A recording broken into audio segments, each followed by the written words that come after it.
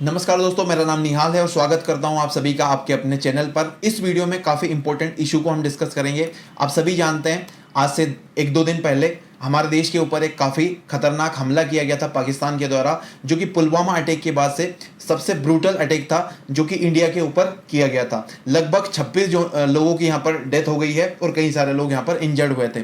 सबसे खराब बात इस पूरे क्राइम की ये थी कि इसमें जो भी आतंकी थे, यानी कि जो भी टेररिस्ट थे जो पाकिस्तान से आए थे, उन्होंने लोगों का धर्म पूछकर उनसे पूछा कि आप कौन से धर्म से आते हो, फिर उन्होंने उनको मारा था। कुछ ऐसी रिपोर्ट्स आ रही हैं कि लोगों ने उनके कपड़े उतरा कर भी चेक करा कि आप हिंदू या फिर मुस्लिम हो, उसके बाद डिसाइड करा कि इनको मारना है फिर नहीं मारना है। और दूसरी बात, जो भी मेल थे, जितने भी आपके देखेंगे, मैं आपको पूरी लिस्ट दिखाऊंगा, जितने भी लोगों की डेथ हुई थी उनमें सारे लोग आदमी थे, यानी कि जो पुरुष थे उनको मारने की कोशिश हुई है। महिला को यहाँ पर जानबूझकर उन्होंने छोड़ा गया था, क्या पता उनकी ये टैक्टिक्स हो कि ज़्यादा परेशान इंडिया को करा जाए इस तरीके से।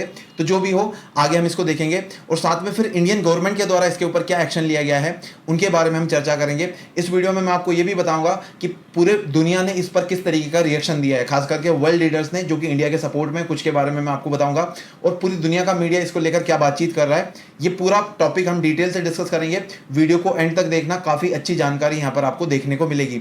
लास्ट में मैं आपसे क्वेश्चन पूछूंगा, उसको आप सभी आंसर करने की कोशिश करिएगा। बिल्कुल, Pakistan will cry after doing this, ये एकदम सही बात है, क्योंकि पाकिस्तान का बहुत खराब समय आने वाला है, जिसकी शुरुआत कल से ही हो चुकी है, जहां पर इंडियन गवर्नमेंट के द्वारा एक 5 पॉइंट एक्शन लिया गया है पाकिस्तान के अगेंस्ट और उनके ऊपर कुछ कार्रवाई की गई है। वो सारी डिटेल्स इस वीडियो में मैं आपको आगे बताऊंगा। तो चलिए एक एक करके डिस्कस करते हैं। सबसे पहले मैं आपको बैकग्राउंड बता देता हूं कि आज से 2 दिन पहले, यानी कि 22 अप्रैल को लगभग 26 लोगों की जान ले ली गई थी पाकिस्तान के कुछ टेररिस्ट के द्वारा। उनके बाद से इस तरीके की तस्वीरें यहाँ से निकल कर आई थी, जो कि काफ़ी डरावनी है। जम्मू कश्मीर वाला जो हमारा रीजन है, बड़ी मुश्किल से तो वो स्टेबल हो रहा था, लेकिन फिर से उसकी स्टेबिलिटी को यहाँ पर एक तरीके से ग्रहण लगा दिया पाकिस्तान ने और यहाँ पर ये क्राइम करने की कोशिश करी है, जो कि काफ़ी खराब है। इसका रिटेलिएशन ज़रूर उनको भुगतना पड़ेगा। तो एक एक करके सारी डिटेल्स को हम यहाँ पर डिस्कस करते हैं। यहाँ पर आप देख सकते हो अलग अलग ये तस्वीरें वहाँ से निकल कर सामने आई थी। लगभग 26 लोग वहाँ पर डेथ हो गई थी उनकी और कुछ लोग यहाँ पर इंजर्ड हुए थे। इस पूरे मामले के बाद पूरी दुनिया के लीडर्स ने किस तरीके का रिएक्शन दिया था, लेकिन सबसे पहले हमारे लीडर्स ने इसके बारे में क्या कहा था। सबसे पहले यहां पर आप अगर मोदी जी का ट्वीट देखें तो उन्होंने लिखा था, I strongly condemn the terror in Pahalgam Jammu and Kashmir. Jammu Kashmir के अंदर जो पहलगाम में जो टेरर अटैक हुआ है उसको मैं उसकी निंदा करता हूं, और जो भी लोग इससे हताहत हुए थे उनके चाहने वालों को उन्होंने श्रद्धांजलि एक तरीके से दी थी और बोला था कि हम आप इस दुख की घड़ी में आपके साथ हैं और हर तरीके की जो भी मदद है हम आपको प्रोवाइड करवाएंगे। इसी तरीके की बात हर लीडर्स ने इंडिया के कही थी, चाहे वो आपके डिफेंस मिनिस्टर हो, होम मिनिस्टर हो या फिर हमारी देश की प्रेसिडेंट। इसी के साथ साथ जो हमारे लीडर ऑफ अपोजिशन है राहुल गांधी जी, उन्होंने भी यहाँ पर सरकार के साथ में खड़े होने की बात कही है और कहा है कि इस पूरे मामले में देश एकजुट है, आतंकवाद के खिलाफ हम सब मिलकर लड़ाई लड़ेंगे। और साथ में आप देखेंगे पूरी दुनिया के अगर लीडर्स हैं उनका रिएक्शन हम देखें तो यहाँ पर आप देख सकते हो रशिया के जो प्रेसिडेंट है व्लादिमीर पुतिन, उनके द्वारा एक बहुत अच्छा नोट भेजा गया है जिसमें काफी डिटेल से उन्होंने इस पूरे हमले की निंदा करी है। तो अगर आप उसको पढ़ना चाहे तो यहाँ पर पढ़ लेना। साथ में डोनाल्ड ट्रंप का साथ होना, यहाँ पर उनका सपोर्ट यहाँ पर बहुत जरूरी था इंडिया के लिए, क्योंकि आप सभी जानते हैं कि यूएसए के वाइस प्रेसिडेंट इंडिया की विजिट पर थे जब ये हमला हुआ था। इसी के साथ इटली की जो प्राइम मिनिस्टर है जॉर्जिया मेलोनी, उन्होंने भी भारत के साथ खड़े होने की बात कही है। तो अभी तो वहां के जो प्रेसिडेंट है उन्होंने ये बात बोली है, लेकिन देखते हैं क्या इंडिया अगर कोई कार्रवाई करता है पाकिस्तान के ऊपर तो वहां पर अमेरिका का स्टांस क्या रहता है। ये काफी इंटरेस्टिंग होगा देखना, उस पर हम देखते हैं आगे कोई भी एक्शन अगर सरकार लेगी तो आपको पता लग ही जाएगा। उसके बाद कुछ और लीडर्स है, जैसे कियर स्टारमर है यूके के प्रेसिडेंट, यूके के प्राइम मिनिस्टर, उन्होंने भी यहाँ पर इंडिया के साथ खड़े होने की बात कही है। और साथ में और दूसरे भी जो आपके लीडर्स हैं, चाहे आपके जर्मनी के जो चांसलर ओलाफ स्कोल, उन्होंने भी, और साथ में prime minister of Israel Benjamin Netanyahu ने भी इंडिया के साथ खड़े होने की बात कही है। अब कई सारे लोगों का मानना यह है कि जैसे इजराइल के ऊपर हमास के जो आतंकी उन्होंने अटैक करा था, सेम उसी तरीके का अटैक हुआ है और इंडिया के लोगों को भी वैसे ही रिटेलिएट करना चाहिए या फिर इंडिया के लीडर्स को वैसे ही रिटेलिएट करना चाहिए जैसा इजराइल ने हमास को जवाब दिया था। तो आप क्या इस बारे में सोचते हैं, कमेंट में जरूर बताइएगा। अब ये तो हमने देख लिया कि वर्ल्ड लीडर्स इंडिया के साथ खड़े हुए हैं, लेकिन क्या वाकई में वेस्टर्न मीडिया भी इंडिया के साथ खड़ा हुआ है क्या? इस आर्टिकल्स की हेडलाइन देखकर आपको समझ में आ जाएगा कि आज भी कितने बायस्ड हैं। इनकी जो लैंग्वेज है उसको आप ध्यान से पढ़िए।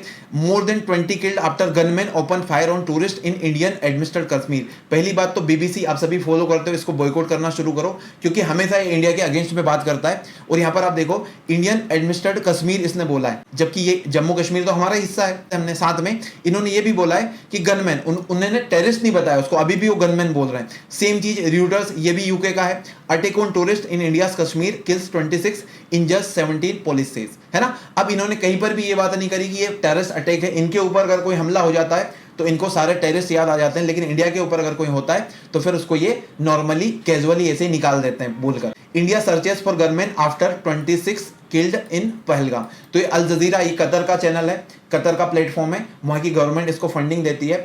इन्होंने भी जो वेस्टर्न मीडिया है उसी के साथ सुर मिलाने की कोशिश करी है और बोला है कि जो गनमैन है उसने कुछ लोगों को यहाँ पर मार दिया और इंजर्ड कर दिया है। तो इनके हिसाब से ये एक नॉर्मल अटैक है, इससे कोई टेररिस्ट यहाँ पर इन्वॉल्व नहीं थे, इस तरीके का हम एज्यूम कर सकते हैं, ये इनका मानना है। जैसे डबल स्टैंडर्ड्स हैं ये वेस्टर्न मीडिया के और दुनिया के बड़े बड़े जो प्लेटफॉर्म्स हैं उनका, क्योंकि वो ठीक तरीके से इसको कंडेम नहीं कर रहे हैं। दूसरी बात, कनाडा, आप सभी जानते हैं कनाडा के साथ पिछले साल हमारा काफी फॉल आउट हुआ था, उन्होंने भी सेम चीज रिपीट करी है। वेस्टर्न मीडिया जो उनके अलाइज हैं उन्हीं को फॉलो करा है, उन्होंने भी इसको गनमैन बताया और gunman kill at least 20 in Kashmir tourist town.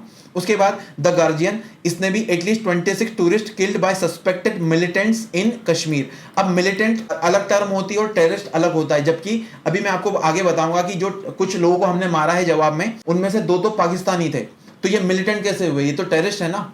उसके बाद militants kill at least 26 tourist at a resort in Indian controlled Kashmir. तो ये वाशिंगटन पोस्ट एक काफी फेमस वेबसाइट है, उनके द्वारा भी सेम चीज यहां पर बोली गई है। तो आपका वेस्टर्न मीडिया है काफी बायस यहां पर नजर आ रहा है और उनके जो पुराने स्टैंडर्ड्स हैं उन्हीं के अकॉर्डिंग ये अपना रिस्पॉन्स यहाँ पर दे रहे हैं, जो काफ़ी खराब है। इस तरीके की लैंग्वेज इनको यूज़ नहीं करना चाहिए और इंडियन गवर्नमेंट को भी प्रॉपर यहाँ पर आंसर करना चाहिए, इनको एड्रेस करना चाहिए और बताना चाहिए कि आपकी जो कमेंट्री है हमारे इतने सेंसिटिव मुद्दे को लेकर वो बिल्कुल भी ठीक नहीं है। आप इस बारे में क्या सोचते हैं कमेंट में ज़रूर बताइएगा। उसके बाद इंडिया ने इस पूरे मुद्दे पर क्या रिस्पॉन्स दिया, तो आप यहाँ पर देख सकते हैं इंडिया ने एक 5 पॉइंट एक्शन प्लान लिया है पाकिस्तान के अगेंस्ट। जो भी पहलगाम के अंदर टेररिस्ट अटैक हुआ है उसमें 4-5 चीजें हमने करने की कोशिश करी है, उनको एक एक करके मैं आपको यहाँ पर एक्सप्लेन करूंगा। जैसे सबसे पहला सबसे जरूरी बात, जो इंडस वाटर ट्रीटी है उसको पूरी तरीके से इंडिया ने सस्पेंड करने की बात करी है। यहाँ पर आप ध्यान दीजिएगा, वर्ड्स पर गौर करिए, यहाँ पर सस्पेंशन हुआ है, ना कि इसको हमने पूरी तरीके से एंड करा है। सस्पेंड करा हो सकता है अगर आगे अच्छी बातचीत होती है, पाकिस्तान हमारी कुछ शर्तों को मान लेता है तो हम इसको वापस से रिस्टोर कर दें, लेकिन करंटली ये सस्पेंडेड रहेगी। इंडस वाटर ट्रीटी कब आई थी, तो 1960 में आई थी। इस पर अगर आपको एक अच्छे से वीडियो चाहिए जिसमें इंडस वाटर ट्रीटी के बारे में मैं आपको एक्सप्लेन करूं तो आप कमेंट में बता दीजिएगा, अच्छे से हम उसके बारे में एक बार डिस्कस कर लेंगे। तो ये 5-6 नदियां हैं जो इंडस और उसकी ट्रिब्यूटरीज हैं, उनके पानी के बंटवारे को लेकर एक काफी पुरानी ट्रीटी हुई थी जो कि 1960s में हुई थी।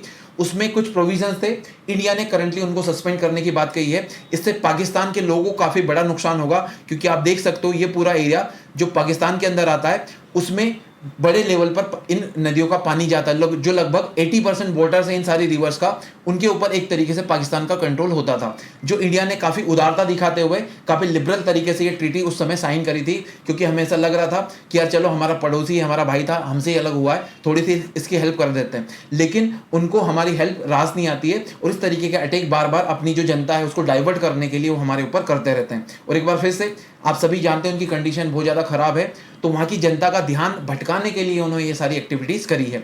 दूसरा जो इंपॉर्टेंट डिसीजन इंडियन गवर्नमेंट के द्वारा लिया गया है वो ये है कि जो अटारी वाघा बॉर्डर का चेक पोस्ट है, इस तरीके का आपने देखा होगा, तो उसको पूरी तरीके से क्लोज कर दिया है ताकि कोई भी पाकिस्तानी इंडिया के अंदर इस बॉर्डर के थ्रू अब एंटर ना कर सके। उसके बाद अगला जो डिसीजन है कि जो सार्क वीजा एग्जम्पशन स्कीम एक हम चलाते हैं जिसमें पाकिस्तानी जो नेशनल्स हैं उनको पूरी तरीके से अब हमने क्या कर दिया है, कैंसिल कर दिया है। तो पाकिस्तानी नेशनल्स को किसी भी तरीके से जो SVES स्कीम है उसका फायदा नहीं मिलेगा। इसमें क्या होता है, हमने कुछ कैटेगरीज बना रखी है, जैसे कोई बड़े पॉलिटिशियंस हैं, डिप्लोमेट्स हैं, कोई हाई रैंकिंग ऑफिशियल्स हैं, उनको जो अलग अलग सार्क कंट्रीज हैं, जैसे सार्क कंट्रीज में कौन आता है, ये 7-8 कंट्रीज आती है, जैसे अफगानिस्तान, पाकिस्तान, इंडिया, नेपाल, भूटान, बांग्लादेश, श्रीलंका, मालदीव्स, ये सब। तो इनके आपस में ये पूरा का पूरा एक हमने समझौता करा था जिसको हम बोलते हैं south Asian association for regional corporation. तो इसी समझौते के तहत हमने क्या करा था, एक SVES प्रोग्राम शुरू करा था जिसमें हम क्या करते थे, इन कंट्रीज के कुछ चुनिंदा लोगों को स्पेशल वीजा के ऊपर एंट्री दे देते थे आपस में एक दूसरे की कंट्रीज में।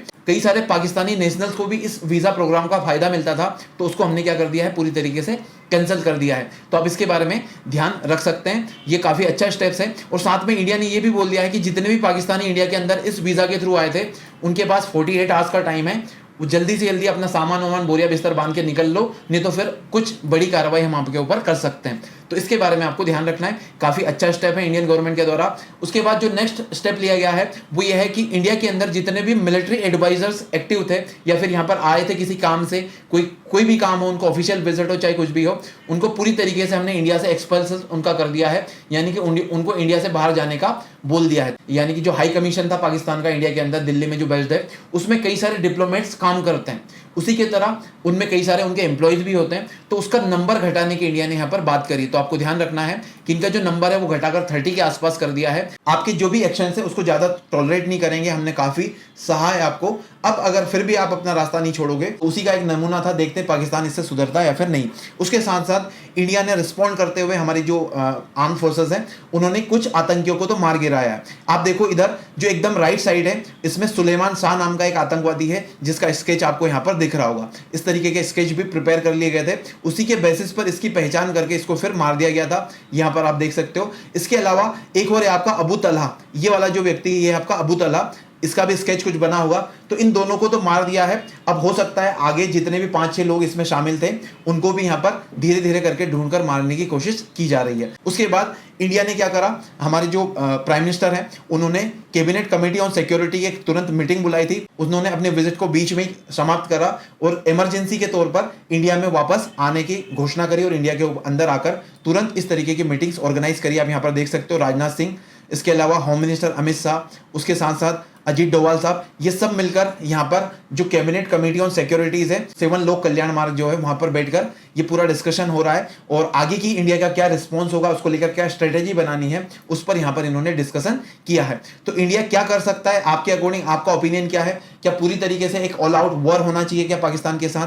आप इस बारे में क्या सोचते हो कमेंट में जरूर बताइएगा। और साथ में मैं आपको एक बात बता दूं कि जो टेररिस्ट है उनके द्वारा जो हमला किया गया था उसके बाद कई सारे लोगों की जान गई थी। उसमें आप देख सकते हो ये काफी अच्छा आर्टिकल आया था द हिंदू का, उसमें पूरी लिस्ट बताई गई है कि कौन कौन इसमें इंजर्ड हुआ था और किस किस की जान गई थी। तो आप इनकी पूरी लिस्ट देख सकते हो, कई सारे लोग उसमें इंजर्ड हुए थे और कई सारे लोगों की जान गई थी। इसके साथ साथ जो इंडियन गवर्नमेंट है उनके द्वारा एक ऑल पार्टी मीटिंग बुलाने की घोषणा भी की गई थी, जो आज अभी हो सकता है स्टार्ट हो गई हो मेरे वीडियो रिकॉर्ड करने तक। उसके बाद क्या अपडेट्स निकल कर आती है, इंडिया क्या एक्शन ले सकता है, उसके बारे में मैं आपको अपडेटेड वीडियो बना दूंगा। तो जो भी आपकी राय है कमेंट में जरूर बताइएगा, मैं जानना चाहूंगा इस पूरे मुद्दे पर आप क्या सोचते हैं। इसके साथ साथ इस पूरे टॉपिक के रिगार्डिंग अगर आपका कोई मन में आपके सवाल हो तो आप कमेंट में जरूर मुझसे पूछ सकते हैं, मैं उसका जवाब देने की कोशिश करूंगा।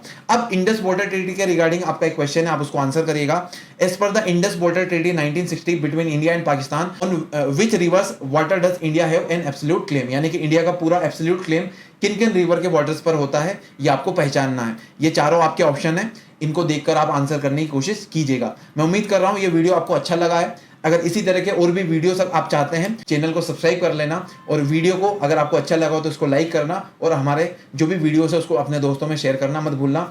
इस पूरे मुद्दे को लेकर आपका क्या ओपिनियन है, क्या आपको लगता है कि इंडिया को अटैक करना चाहिए और किस तरीके से हमारा अटैक हो सकता है, आप उसके बारे में अपनी राय दे सकते हैं। और साथ में हाँ, एक और मेरा क्वेश्चन है, कई बार जो हमारे क्रिकेट वाला जो मामला है उसको हम छोड़ देते हैं, तो मुझे काफी पर्सनली दिक्कत होती है कि आप हर तरीके से तो पाकिस्तान को बॉयकॉट करते हो, लेकिन क्रिकेट के मामले में आप उनसे मैच खेलने चले जाते हो। तो आपका क्या मानना है, कुछ चंद रुपयों के फायदों के लिए क्या हमें उनके साथ कोई भी कॉन्टेक्ट रखना चाहिए क्या?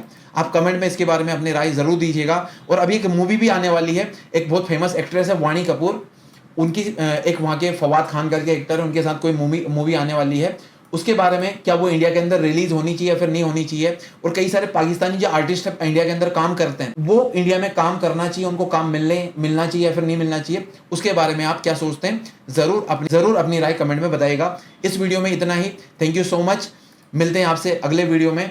This is Nihal Singh Thakur signing off, जय हिंद।